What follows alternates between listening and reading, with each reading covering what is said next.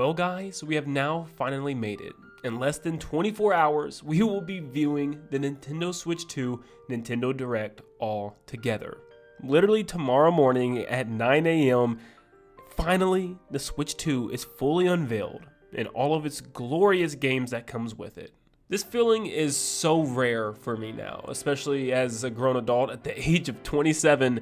I don't quite have feelings like this, anymore. There's a lot of good days, of course, but there's just something special and magical about this day. A Christmas Eve feeling, if you will. It's a feeling that I haven't felt since probably the original Switch reveal and release back in 2017. And it's something that I've been yearning to feel again. And man, I can't believe how hype of a moment this is right now. There is some new and updated information regarding tomorrow's show from Nintendo that we're going to go over, but of course, before we dive into all that goodness and give our final thoughts, I want to give a last question of the day.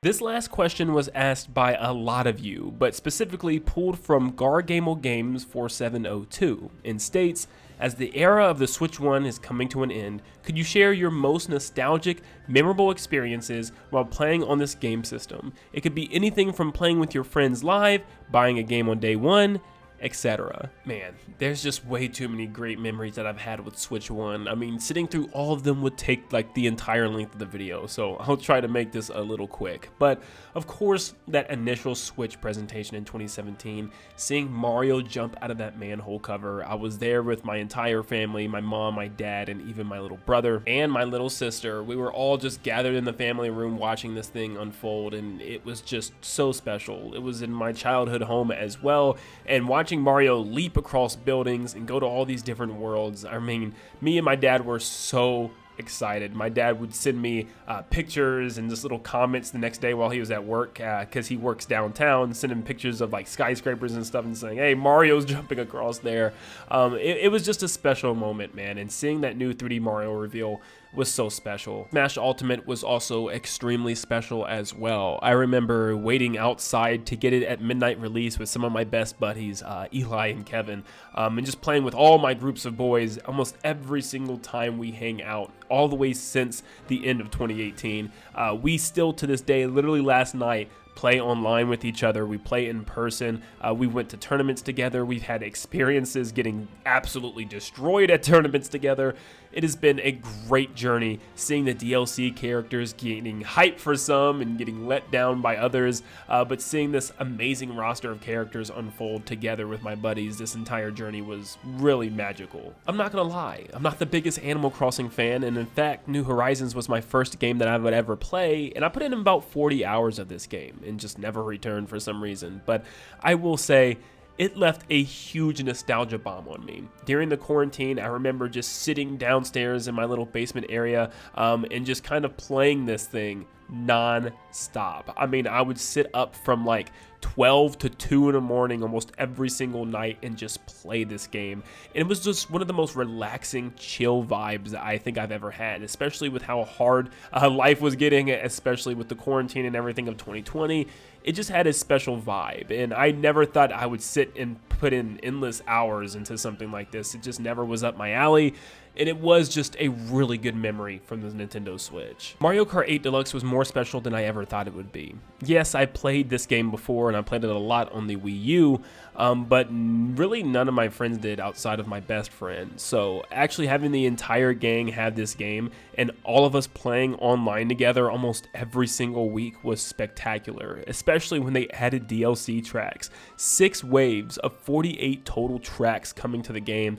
We played non-stop. We created our own online tournaments and played pretty much once to twice a week on the same times every week, and even to this day, like I said, yesterday we jumped in and played Mario Kart again. Like, we just continue to play this game, and it just holds a special place in my heart with my buddies. And one of the last things I'll share is that the Mario RPGs have been fantastic on Switch, but seeing that Paper Mario: The Thousand Year Door remake reveal literally broke me. It was one of the most surreal moments I've ever had reacting to something, just because it was a game that I grew up with. It was one of my earliest childhood games that I could ever think back to remembering, and it's always been one of my favorite Nintendo games ever. And seeing the game remade from the ground up and returning in the year of 2024 on Nintendo Switch was one of the most surreal moments for me of this entire console. Not only did it bring back one of my favorite games ever, but it proved that Nintendo was listening with the Paper Mario community, and it was just one of the most exciting things ever. That's just the thing. The Nintendo Switch was so good. It provided so many memories, I just can't go through them all here. I want to talk about Breath of the Wild and my experiences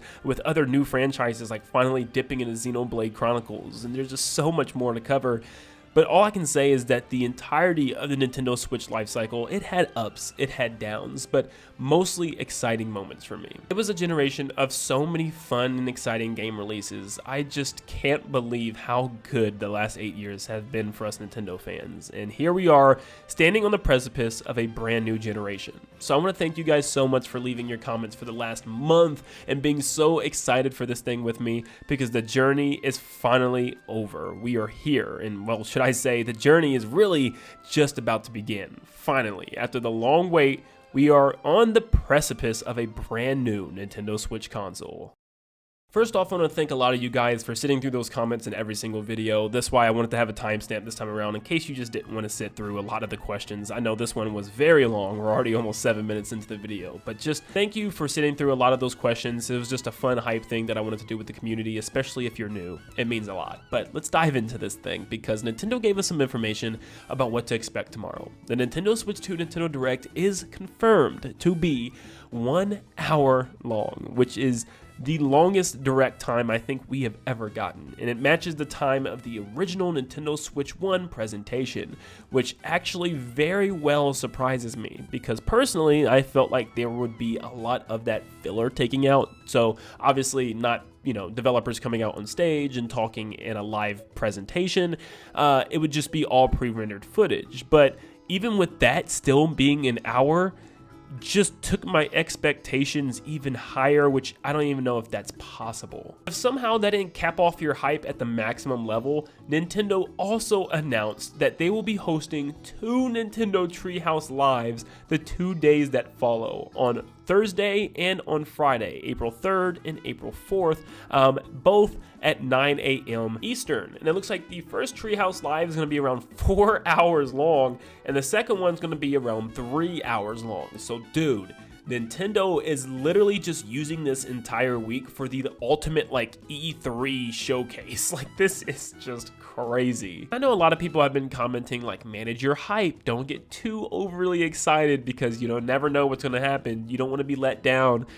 But it just shows that, like, you can't. You know what I mean? Like, we don't get this too often. Be hype, feel the excitement. This is one of the greatest parts of being a Nintendo fan, is just those long waits of nothing just to get hit with an absolute nuke of content. And that's exactly what's about to happen to us. So for the rest of this video, I wanted to sit and just talk about how this can compare directly to that Switch 1 presentation, and can Nintendo actually have a better year of games than they did their first year of 2017's Nintendo Switch. I think it's possible, but I wanted to kind of do a little comparison showing what they released that year and how they can actually match it this year. First, I think it would make a lot of sense that we just straight up pull from the Switch 1 presentation, because it looks like Nintendo is doing the same exact thing. I'm expecting them to open the show with the Nintendo Switch 2, just talk about everything with the hardware, the Joy-Con, the mouse mode, all of those details, just kind of show all those off, what the Switch 2 can do differently, maybe even show a graphics comparison thing, and just go all in on the hardware. Show the UI, show the new software stuff that's on the actual Switch itself, like the menus, the operating system, show like the new eShop, all that stuff. Just kind of dive deep into that. Nintendo's 2 stellar game releases of 2017 was clearly Breath of the Wild and Super Mario Odyssey, where Breath of the Wild was a launch title and Super Mario Odyssey will release later on in the holiday season. Does Nintendo compete with that in 2025? Very much so. I think Nintendo has the one opportunity I think they'll ever have to actually beat what they did in 2017. Because what's better than a big new Zelda and a big new Mario for a lot of people? Well, 2 big new Marios, with a big, huge open world 3D Mario game possibly taking that spot from Breath of the Wild, but just being a holiday title this time around. And then this brand new huge Mario Kart game with 24 total racers and all types of crazy mechanics coming maybe as a launch title or shortly after the launch of Switch 2 would easily match the hype of both the beginning and the end of 2017. And I think for a lot of people would be even bigger, because as many people that loved Breath of the Wild, it still was a Zelda game which just isn't as popular as Mario, let's be honest. So 2 big Mario games in 1 year is just incredible. And one of them being a party game, kind of a racing game that you could play with friends and family, and the other one being a big single player adventure works so good for this console, where Zelda Breath of the Wild and Mario Odyssey were both just single player games. This time we have more variety and arguably bigger franchise having both of these games lined up for the beginning and end of the year. Now, Nintendo would also have one classic game, or kind of classic game, or just straight up an older game brought back with Mario Kart 8, bringing it to Mario Kart 8 Deluxe. So does Nintendo have something for that? Because we already are getting a Mario Kart game. What else could we get that could kind of replicate that?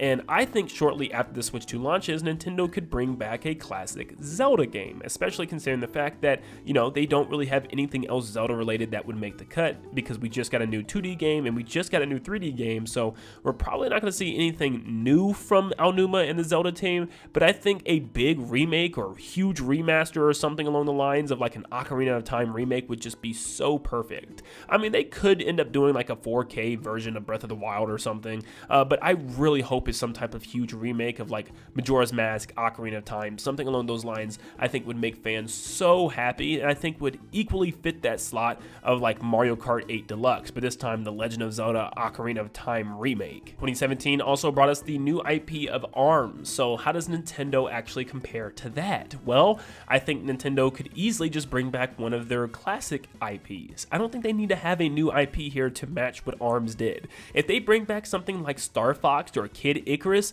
I think that would be enough to just easily be a huge title that people are looking forward to.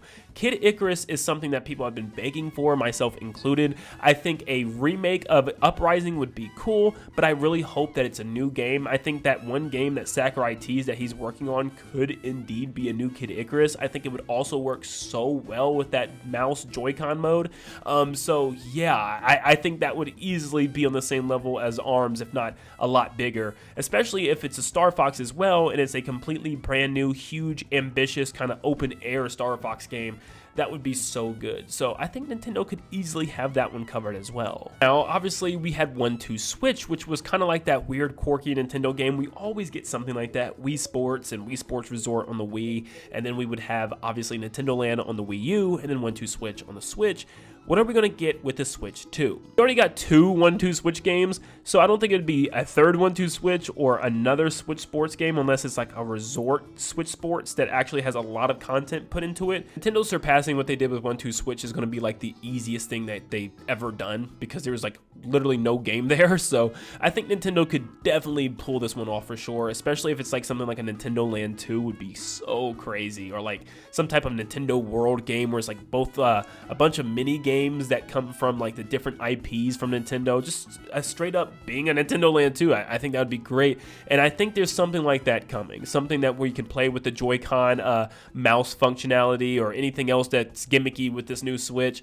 I think this is something that Nintendo would probably have very early as well, and I think it would easily beat out what they did with 1-2 Switch in 2017. Then we had Splatoon 2 in the summertime, and I don't think we're going to be getting a new Splatoon this summer. I think it's still a little ways away, so what can replace this? I think it could be Metroid Prime 4. Now, it's kind of a debate on, you know, if that would necessarily equal the hype of Splatoon 2. I think Splatoon 2 is just going to have way too many fans. But it doesn't mean Metroid Prime 4 can't be better, you know what I mean? And it doesn't mean Metroid Prime 4 can't also have a online kind of multiplayer shooting mode or something like that, kind of a versus mode like Metroid Prime Echoes did.